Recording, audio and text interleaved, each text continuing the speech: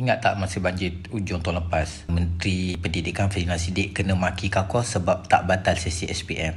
Katanya tak ada hati perut lah, tak faham perasaan pelajar lah, suruh budak SPM bedah banjir semata-mata nak jawab exam. Time tu pembangkang pun laju ambil bola. Ni bukti kerajaan gagal, diorang cakap. Tapi hari ni kau tengok, result SPM terbaik sejak syarat wajib lulus BM dan sejarah diperkenalkan. Keempat web. So macam mana tu? Menteri yang dulu kau maki sebab konon kejam, bawah kepimpinan dia juga budak-budak ni perform paling padu dalam lebih 10 tahun. Since tak silap aku 2013. Mungkin kadang-kadang pemimpin tak buat apa yang dia rasakan popular, tapi dia buat apa yang betul.